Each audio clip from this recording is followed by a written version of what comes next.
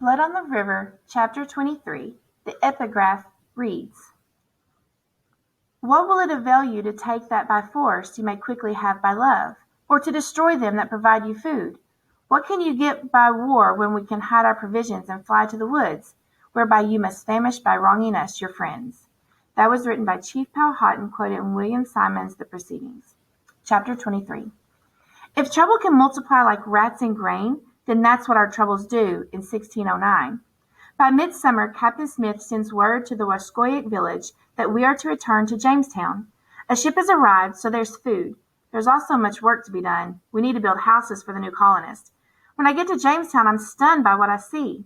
The Virginia Company has sent not only men, but families with women and children. Richard and I watch as two women meet in front of a cabin to talk for a moment. One holds a baby on her hip, and the other has a little boy of 4 or 5 clinging to her skirts. I shake my head. How could they do this? I wonder out loud to Richard.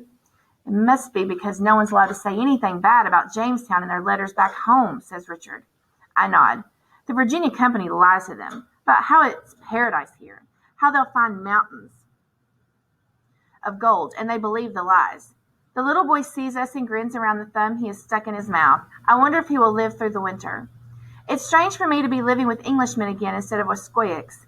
Not even Namontack is with us anymore. It's hard to get used to eating only at mealtimes and having my food rationed again.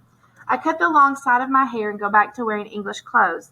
I keep my bows, arrows, and moccasins in the corner of my cabin, but I still wear the buckskin carrying pouch with my knife inside hanging at my waist. Some nights I dream that I'm back in the Wascoyot village, or hunting with Kenta or Namontack in a quiet, snow-filled forest. It's good to see Anne and John Layden again. When I first see Anne, my jaw drops, and I think John must have been giving her all of his food rations along with her own because she's very big around the middle. Richard sees my open mouth and elbows me so that I shut it before Anne sees. She's going to have a baby, he whispers. I blush at my ignorance. I'm glad Richard warned me before I said something to embarrass her. The ships keep arriving. The rumor is that the Virginia Company's tired of sending a few colonists and having most of them die off, so they're sending a lot, and women too, so that even if many die, the colony will still survive. By summer's end, we have nearly 500 colonists to feed and house. We also have horses, cows, goats, sheep, more hogs, more chickens, and more dogs and cats. There's hardly room to step without landing on someone's foot, a squawking chicken, or a pile of cow dung. We cannot get the houses built fast enough, and we're crammed together almost the way we were on the 'tween deck of the Susan Constant. Arguments flare up nearly every day. The ships have also brought us back Captain Archer and Captain Radcliffe. They make no secret of the fact that they hate Captain Smith and want to be rid of him. There's a new charter, they say, sent by the Virginia Company.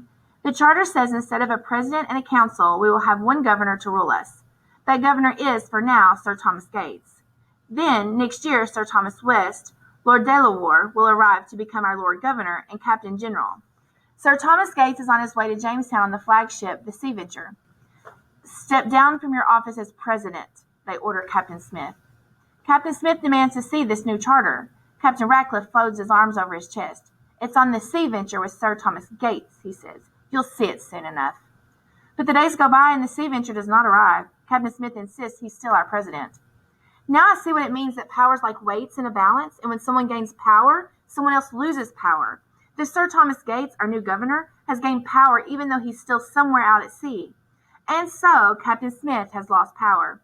The new colonists do not respect him. When he tries to explain our delicate relationship with the Indians, how we trade and work to keep a fragile peace, they scoff at him. Those savages will understand the power in a musket. That's all they need to know, they say. The day I see smoke rising over the treetops, I know something has gone terribly wrong. 2 of the new settlers come straggling into the fort dragging wooden clubs, their faces smudged with soot. Did you see that savage's expression when I lit up his house? One man asked the other. He makes a mock terrified face and takes a few running steps as if he's escaping something. Ha! And look at this, the other man says. I found it in a house with a bunch of bones, as if the dead man could take it all with them.